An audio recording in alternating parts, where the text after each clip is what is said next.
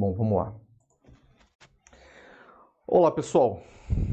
Ainda não está saindo som? Júlia e Vicente falou que não está saindo som. Confirma aí, Júlio. Eu vou na sua aí, cara. Se falar que saiu som, eu começo. Opa, maravilha. Então vamos lá. Bom, boa noite aí. Boa noite, Júlio. Por enquanto só tem você aqui. Mas essa live está sendo gravada, então quem quiser assiste ela depois. Ontem eu fiz um vídeo no meu Instagram comentando aqui do Pó Royal, né, que ele tem essa embalagem, principalmente antiga aqui, ó. Ela tem no desenho da embalagem do Pó Royal tem outro Pó Royal, que tem outro Pó Royal, que tem outro Pó Royal, e isso causa uma série de infinitos, né, um infinito chamado Aleph Zero. Existe uma forma de você medir a cardinalidade, o tamanho do infinito. E esse infinito Aleph Zero é o infinito mais básico, tá? O infinito dos números primos, dos números naturais. Os números que nós usamos para contar, 1, 2, 3, 4. Então tem infinitos muito maiores que esse, tá? Esse é o infinito do tamanho pré-3. Aí, conforme você vai estudando mais análise e conjuntos também juntos, você vai entendendo que tem outros infinitos. Mas o que me chamou a atenção ontem, que eu estava olhando essa embalagem nova, olha como o pensamento vai longe, eu estava olhando essa embalagem do Pó Royal e ela tem essa curvatura aqui, né?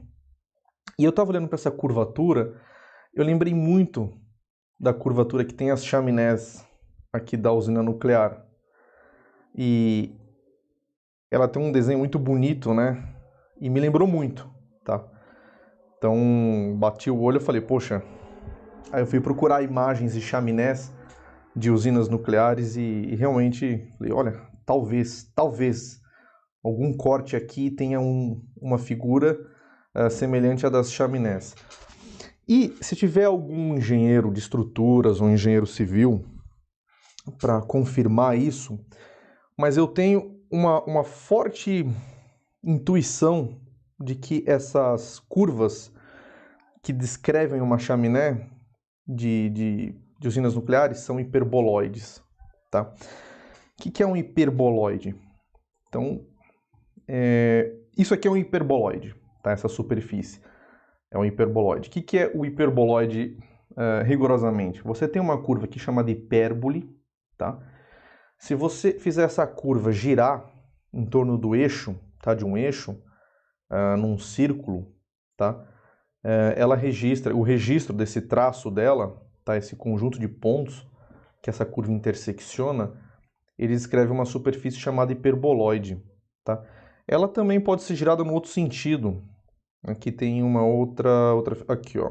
Não. Você pode girar ela em outro sentido também, ó, como nessa daqui. Tá? Você está girando nessa figura aqui, você está girando ela perpendicular, você tem um hiperboloide de duas folhas. E por que eu desconfio? Por que eu desconfio que essa superfície aqui seja a mesma que essa superfície aqui? Primeiro de tudo, vamos lembrar, antes de falar do hiperboloide, vamos lembrar o que é uma hipérbole, tá? Teve um camarada, um grego, chamado Apolônio, e ele fez um estudo das curvas, tá? Que apareciam num cone quando você fazia a intersecção do cone com planos, tá? Então, por exemplo, se você colocasse, você fizesse a intersecção de um plano contra um cone e o ângulo desse plano fosse 0 graus com relação a essa horizontal, aqui você teria uma curva aqui descrita por um círculo, tá? Se fosse um ângulo entre 0 e 45 graus, você teria uma elipse. Se o plano fosse de 45 graus, você teria uma parábola. E se fosse maior, você teria uma hipérbole, tá? Então, aqui eu tenho uma figura interessante porque representa os dois ramos da hipérbole. Uma hipérbole é uma figura que sempre tem dois ramos, tá? Então, de alguma forma, todas essas figuras, o círculo, a elipse, a parábola, a hipérbole, elas estão presentes nos cones, tá? Por isso que elas recebem um adequado nome de cônicas, tá? Aí, isso aqui são só para descrever onde aparece a hipérbole. Mas o que é rigorosamente uma hipérbole? Uma hipérbole é esse conjunto de pontos, tá? Esses conjuntos aqui, o conjunto de pontos que descreve essa curva verde, e a curva azul, tá? Então ela sempre tem dois ramos. E o que que são esses pontos? O que descreve esses pontos? É um lugar geométrico, tá? Que o quadrado das coordenadas, a diferença do quadrado das coordenadas é mais ou menos 1, tá? Vamos falar de uma maneira mais simples. Se eu pegar um ponto aqui, qualquer ponto dessa curva verde aqui, ó, se eu pegar a coordenada y ao quadrado, a coordenada y é essa aqui, ó. Se eu pegar ela ao quadrado menos a x ao quadrado, que é essa daqui, ó, vai dar 1. Então, para todos esses pontos têm essa propriedade, que a diferença quadrática das coordenadas é igual a mais ou menos 1. Isso na forma mais simples de você enxergar a hipérbole. Então, ela tem sempre esses dois ramos, né? Na verdade, aqui tem 4 porque pode ser mais ou menos 1. Ok? Então, isso é uma hipérbole. E por que eu acho que a usina nuclear é um hiperboloide? Eu não tenho certeza. Eu nem procurei, na verdade, mas se tiver algum engenheiro de estruturas, eu gostaria de confirmar. Por causa disso daqui, olha. Esse vídeo é um vídeo muito interessante, que ele mostra que você pode construir um hiperboloide com linhas retas. Tá? Então aqui o professor está segurando um cilindro, tá? Ele vai girar esse cilindro, ele vai fazer um hiperboloide. E quando ele gira, continua linhas retas, ó. Quer ver? Ele vai girar, fez um hiperboloide. Vamos parar aqui, ó. Vou dar um pause. As linhas que estão conectando são linhas retas ainda, tá? Então ele até colocou aqui um canudo para mostrar que a linha não se torce, é uma linha reta ainda. Então você consegue fazer uma estrutura curva, tá? Com linhas retas, ou com uma viga reta, uma viga de ferro reta. Por que precisa ter esse formato? Eu não sei, tá? Mas seria um dos motivos. Você conseguiria fazer uma superfície, um hiperboloide, utilizando uma estrutura muito rígida. Se você vê o tamanho das chaminés, elas são gigantescas, né? Então, eu tenho essa impressão. Elas podem ser feitas com linhas retas, tá? Então, isso causa uma força enorme. Você não precisa ter uma solda, por exemplo, desnecessária ali no caminho, que enfraqueceria a estrutura, eu acredito. Não sou um engenheiro, pessoal, tá? Isso é uma coisa que eu estou pensando, mas, de qualquer forma, é interessante pensar que você constrói um hiperboloide com linhas retas. Aqui tem um outro vídeo. Isso tem bem cara de ser coisa de japonês, que japonês que é bom com essas coisas aí.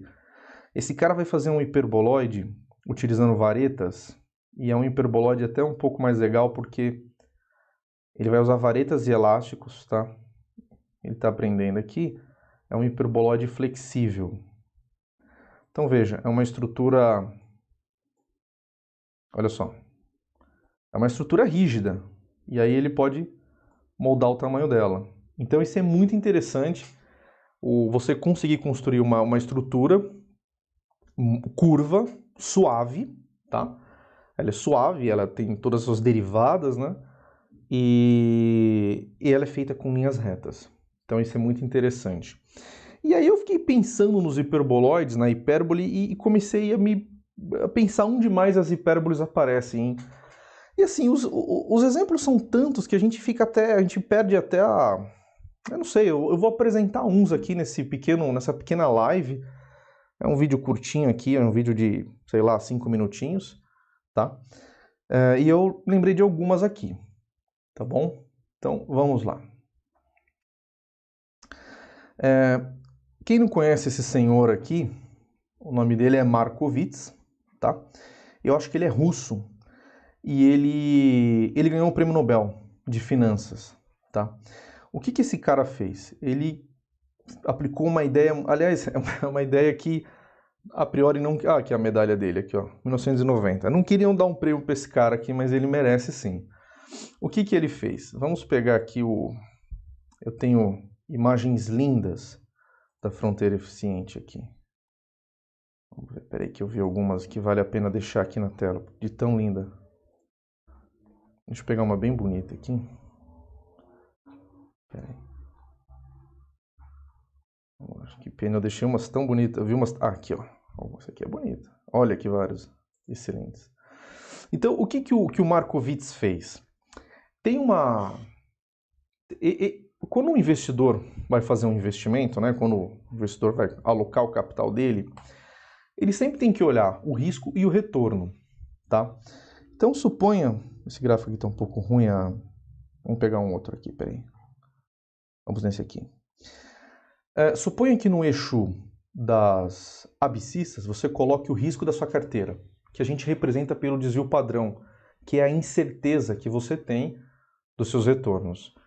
E no eixo das abscissas você coloca o valor esperado, o retorno esperado. Qual é a ideia de um bom investimento, do investimento saudável?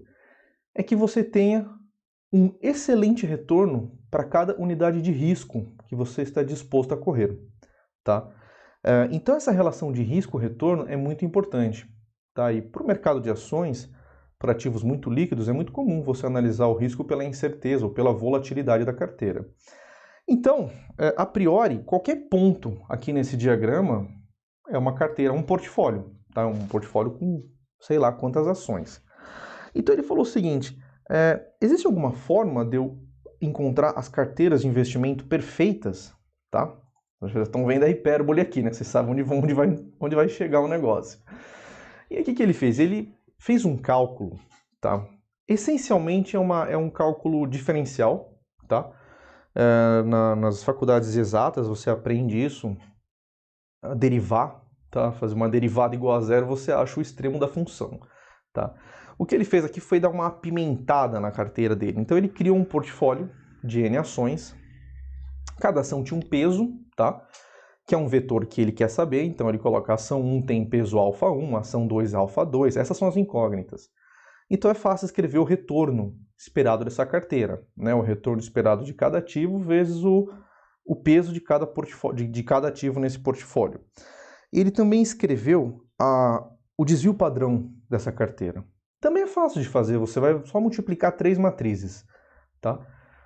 A matriz dual dos retornos, dos pesos, multiplicá-lo pela matriz variância-covariância e a matriz dos pesos novamente, ok?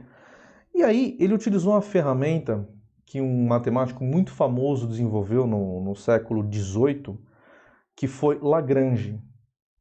As pessoas gostam de falar o nome do Lagrange com sotaque francês, mas o Lagrange era italiano. O Lagrange nasceu na Itália de Turim, tá? Turino, em italiano, onde tem a fábrica da Fiat, né? Fiat, Fábrica Internacional de Automóveis de Turim. Então ele nasceu em Lagrange, ele nasceu em Turim, o Lagrange. E ele desenvolveu um método chamado multiplicadores de Lagrange. São formas de você extremizar curvas de níveis, tá? De algumas funções. E usando essa ferramenta, o Markowitz fez esse cálculo. E para surpresa dele, as curvas, tá, que extremizavam essa relação de retorno-risco eram hipérboles. Tá? Então você tem um ramo positivo da hipérbole, é um extremo, são as carteiras mais eficientes, e aqui você tem um outro extremo, que são as carteiras menos eficientes. Então tudo que você pode fazer está meio que aqui no meio, tá, dessas hipérboles. E se você ver os diagramas aqui, quer ver? Eu não sei a história desses diagramas, mas eu já suponho qual foi. Se você calcular várias carteiras de investimentos, tá, pondo ou tirando ativos, elas vão desenhar essa hipérbole. Eu já fiz isso e eu já fiz programa para isso. E as melhores carteiras são essas daqui, ó, as que estão aqui em cima, no ramo positivo da hipérbole. Então, está aí mais um local que as hipérboles aparecem. Lembra quando o seu professor... Eu não quero dar nome, mas uma vez eu tive uma professora, eu tinha 11 anos, eu nunca esqueço disso. Ela estava dando... A gente estava estudando Bhaskara, né? E nos Estados Unidos eles não chamam de Bhaskara, eles chamam de Fórmulas dos Babilônios. Eu vi isso numa escola em Black River Falls, quase no Canadá, bem no norte. Eles não falam Bhaskara, eles aprendem isso no último ano, gozada. A gente aprende com 11 anos, eles aprendem com 16, 17. Enfim, eu perguntei para a professora, onde é que eu vou usar isso na minha vida? Porque eu tinha um pouco de revolta com a matemática, eu tinha muita revolta com a matemática. Ela virou para mim e falou, você nunca vai usar isso. Isso nunca saiu da minha cabeça, porque que pobre, né? Que pobre. Isso que era um colégio particular excelente. Imagino, às vezes, no ensino público, como é que é a situação. Mas, enfim, aqui onde o seu professor falou que não ia aparecer a hipérbole, está aqui novamente. Se você quiser maximizar o seu retorno por unidade de risco, você vai cair numa hipérbole. O eQuant faz isso. O eQuant faz isso. Então, por exemplo, suponha que você aceita correr no máximo 0,16 aqui unidades de risco. Então, a carteira que você quer, que extremiza, tá aqui, ó, dando 0,15%. 0,15 de retorno aqui nesse gráfico. Então você vê, ó, aqui, olha, esse cara calculou muitas carteiras, muitas. Tá meio estranho aqui a curva dele, parece que mudou a curvatura da hipérbole, mas você vê, você pode fazer o cálculo que você quiser, elas vão estar todas aqui dentro, tá? E o interessante da fórmula de Markowitz é que ele te mostra qual é o percentual que você tem que pôr em cada ação, tá? Essa é fantástico. Mas vamos lá, isso é teórico. Na prática, não dá para fazer isso. Você não consegue pegar um percentual e comprar uma ação e meia, entendeu? Então, esse tem um monte de coisinhas aqui que você tem que levar em consideração para aplicar, tá? Teve um cara que fez tem a carteira de Black, ele tem mais uma condição de contorno aí que a somatória dos retornos, a somatória dos pesos das carteiras tem que dar 100%, tá? Teve um cara, o Black, que acho que ele tirou essa condição que o percentual de cada ativo na carteira não tem que somar 100%, aí você está fazendo uma posição, você pode ficar short, né? E se eu não estou enganado, acho que a carteira de Black cai em parábolas, tá? E não em hipérboles, mas eu não lembro. Depois eu posso buscar. Eu nunca usei ela, então, mas eu sei que existe, ok? Bom, aí vamos mudar para outro exemplo, onde as hipérboles aparecem. O que eu coloquei aqui? Ah, olha só. Voltando, olha que coisa impressionante. Essas aqui são as cônicas de Apolônio, tá? Quando Newton foi escrever o trabalho dele na pandemia de 1600 e tralalá, 1630, eu não me lembro. Ele descreveu uma fórmula, tá? Que poderia que seria a fórmula da gravidade, né? Seria a fórmula que seria a força que dois corpos trocavam, tá? E ele estava interessado em encontrar qual era a curva descrita por essa força que ele tinha encontrado. E a surpresa do Newton, que a equação de Newton, quando você soluciona ela muito bem solucionada, a equação da trajetória do movimento, ela descreve cônicas. Tá? Ela não fala qual é a cônica, a resposta é uma cônica. É uma dessas aqui, ó. Tá? A resposta, quando você fala, você tem uma equação que descreve movimento, tá? O raio em função do ângulo, em coordenadas polares. Quando você soluciona essa equação, ela te dá como resposta uma cônica. Ela não fala qual é a cônica, tá? A cônica depende da energia que o seu sistema tem. Lembre-se que a energia gravitacional é negativa. Tá? A gente descreve a energia gravitacional zero no infinito. No infinito você está ausente de energia gravitacional. Então qualquer coisa menor que o infinito tem energia negativa. Então, por exemplo, um círculo é um dos casos... Estou com medo de falar besteira aqui. Eu acho que o círculo e a elipse, tá, são casos no qual a energia gravitacional é igual à energia gravitacional. Desculpa, a energia cinética. Falei acho que gravitacional é igual a gravitacional, não. O círculo e a elipse são situações... Na verdade, o círculo é uma elipse colapsada, né? Então, vamos dizer elipse. A elipse é uma situação na qual a energia do corpo que está orbitando, ela é menor que zero. O que significa? Que ele tem mais energia gravitacional do que energia cinética. Tá? Então você descreve uma elipse. Uma parábola, ela tem energia zero. Ou significa o quê? Que ele tem tanta energia cinética quanto energia gravitacional. Quase nunca, isso é muito improvável você ver uma trajetória parabólica, mas aí já tem uma coisa, né? A elipse, ela é uma trajetória que se fecha. A parábola vem do infinito e vai para o infinito. E a hipérbole é a mesma coisa. A diferença da hipérbole com a parábola é que na hipérbole os corpos que descrevem uma trajetória hiperbólica, eles têm uma energia positiva. Ou seja, significa que a energia gravitacional ela é menor que a energia, em módulo menor que a energia cinética, tá? Essas trajetórias hiperbólicas, inclusive, elas são muito utilizadas, tá? A NASA adora usar essas, ó, uma hipérbole, tá? A energia dela é positiva, tem muita energia cinética para compensar completamente a energia gravitacional, tá? Por isso que ela escapa, tem muita energia. E a NASA adora essas hipérboles aqui, porque esse é um efeito chamado efeito Stirling, tá? Deixa eu ver se eu tenho alguma coisa aqui. Eu não vou ter, mas quando a NASA vai lançar, por exemplo, uma sonda para Marte, ou não para Marte não, mas para um lugar mais longe, ela quer chegar a Saturno, por exemplo. Então ela vai usando esse efeito Stirling, ela vai mandando a sonda pega um pouquinho de energia na órbita de Marte, pega um pouquinho de energia na órbita de Júpiter, e assim ela pode economizar combustível. Cada grama de combustível no foguete é muito pesado, é muito custoso, né? Então ela quer levar o mínimo possível de combustível. Então, essa é uma outra situação que acontece uma trajetória hiperbólica. Tá? Então as órbitas descrevem hipérboles. E é a órbita mais comum, tá? Porque a maioria dos corpos, eles não estão orbitando preso a ninguém, eles estão livres, tá? E a chance de ser parábola é nenhuma. Parábola seria uma coincidência astronômica, né? Ter energia zerada. Então, a maioria das coisas que estão andando por aí são hipérboles.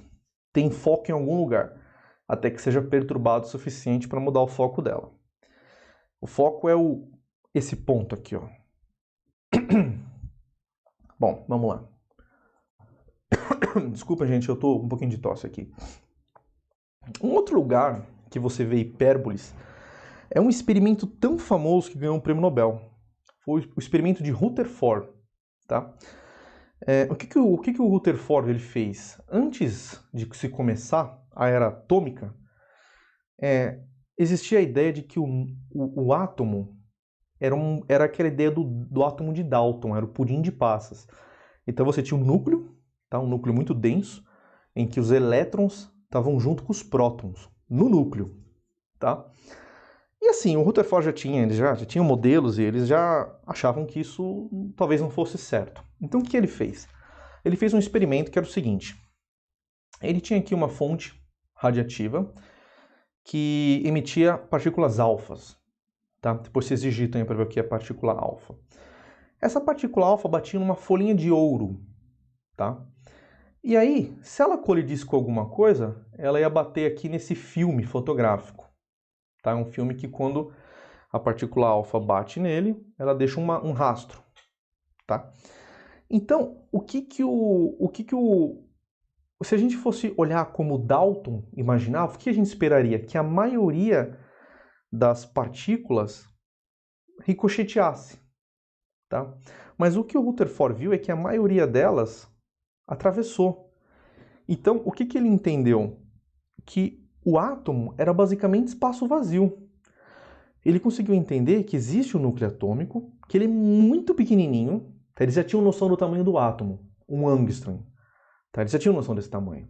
Tinha outras formas de você ver isso. Mas ele conseguiu ver que o núcleo atômico é muito pequenininho. Tá? É muito difícil bater nele. Só quando você bate nele, você de fato ricocheteia para os lados. Mas para você entender exatamente como que carga que está lá dentro do núcleo atômico, não é próton que está lá dentro, você tem que ter um modelo, tá? E é aqui que entra. Isso aqui é o modelo que ele fez para esse choque. Então a partícula aqui está, por exemplo, o núcleo, tá? Então você tem a partícula alfa vindo com um parâmetro de impacto, tá? E ela quando a colisão não significa que ela encostou. Isso é uma coisa que a gente imagina muito no colégio, que a colisão ela encosta. Não, a colisão é uma ação de uma força agindo em você que vai mudar a sua trajetória. Então aqui houve a colisão, ninguém encostou em ninguém, uma colisão elétrica, tá? Então você tinha aqui a partícula vindo, houve a colisão e ela foi embora para o infinito. E se você modelasse isso com uma hipérbole, por exemplo, você conseguiria recuperar a distribuição estatística que você tinha aqui no filme fotográfico, e você de fato poderia descobrir que o átomo existe um núcleo atômico, o núcleo tem cargas positivas e a eletrosfera tem cargas negativas, e graças a isso a gente conseguiu entender a elétrica, e hoje eu consigo me comunicar com vocês utilizando elétrons, tá? E alguns íons aqui na minha tela. Bom, uma outra aplicação de hipérboles. Ah, ok. Tem uma aplicação de relatividade, tá? A relatividade restrita. Aqui você vê um professor sofrendo com suas exposições na sua... Eu cheguei a ver isso aqui no colégio, essas lâminas de exposições. Era o antigo PowerPoint. Então, na relatividade restrita, eu não quero entrar muito no detalhe aqui, porque não é o caso, mas ela trata de descrever como que dois referenciais, tá, se movendo com velocidade constante um com relação ao outro, como eles descrevem o mesmo fenômeno. E Einstein chegou à conclusão certa de que, deveria acabar essa coisa de simultaneidade. Simultaneidade não existe. O que é simultâneo para um não é para o outro. Tempo absoluto, espaço absoluto, nada disso mais existia na visão do Einstein. Mas, então assim, olha como é difícil. Dois referenciais, você e seu amigo, seu amigo está andando a 1 metro por segundo de distância de você, tá? Estaria correndo, quase correndo, andando rápido, 1 metro por segundo. Ele tem uma descrição da natureza, tá? Você tem outra. Elas não são exatamente iguais, mas elas têm que concordar em algum momento. Vocês têm que ter alguma coisa para concordar para vocês poderem se comparar, tá? E adivinha aonde que elas concordam? Em hipérboles. Então, você tem aqui, por exemplo, aqui, ó, esse desenho esquizofrênico. Você tem dois referenciais. Um é que os físicos botam o tempo na vertical quando se trata de relatividade. Então, você tem um referencial preto, x, e o tempo, né? Eles multiplicam por c o tempo para ficar na dimensão de espaço. Então, o tempo tem é como se fosse um espaço. Então, você tem x e o tempo. Você tem outro referencial aqui que está com um ângulo estranho, mas faz sentido na cabeça do Einstein isso, tá? Então, você tem outro referencial aqui, x e o tempo, né? É totalmente estranho, mas eles vão concordar com essas hipérboles, tá? E essas hipérboles é que fazem a relatividade funcionar. Porque sem elas, eles não conseguem montar escala. É uma insanidade. Então, novamente, a hipérbole que se preserva. Então, isso é uma coisa maravilhosa. Em relatividade restrita, as hipérboles aparecendo. Aí, você também tem uma outra situação que... É só para falar também que existe, mas eu não vou conseguir entrar em detalhes aqui. Se você tiver um desses referenciais que está se movendo com uma aceleração relativa uniforme, tá? Então você também tem uma situação chamada espaço-tempo de Hindler, tá? E esse desenho aqui não está muito feliz, esse diagrama, mas de alguma forma o tempo está aqui em cima, tá? Aqui está as coordenadas x. Então se um referencial está se movendo, o que esse gráfico está falando é o seguinte: ninguém nunca vai conseguir ver. Vocês estão vendo o meu mouse aqui? Deixa eu ver aqui, que talvez agora eu precisasse que vocês... Eu não sei se vocês estão vendo o meu mouse. Ah, vocês estão vendo. Legal. Espera lá. Então, ele diz o seguinte: nessa região branca, você nunca vai conseguir acessar essa região branca se você tiver um referencial acelerado. Então, é como se fosse um buraco negro, tá? Você nunca vai conseguir se comunicar com o que está lá dentro, e o que está lá dentro nunca vai conseguir se comunicar com você. Então isso aparece na relatividade restrita, tá? E adivinha o que são essas curvas aqui? Eu nem vou falar, tá? Vocês já sacaram. E aí, por último, na relatividade geral, existe uma coisa muito insana também. Você pode fazer quando você está analisando um buraco negro, tá? O buraco negro, aliás, ele foi uma solução muito feliz de um camarada chamado Karl Schwarzschild. Você está reclamando da sua vida, esse cara estava no front, tá? Da Primeira Guerra Mundial. Ele estava numa trincheira, ele recebeu o artigo do Einstein, e o Einstein não tinha esperança alguma que alguém solucionasse as equações dele, porque as equações são muito difíceis e, enfim, tem todo um tecnicismo aí, que não vem ao caso. Mas esse camarada conseguiu resolver uma delas em 3 meses, tá? E lá do front, ele enviou a solução para uma revista e eu fico impressionado como é que o correio funcionava, né? Eu acho que ele era alemão, tá? Ele emitiu a solução dele e, lógico, na época não se chamava buraco negro, não se entendia muito bem, mas era uma solução.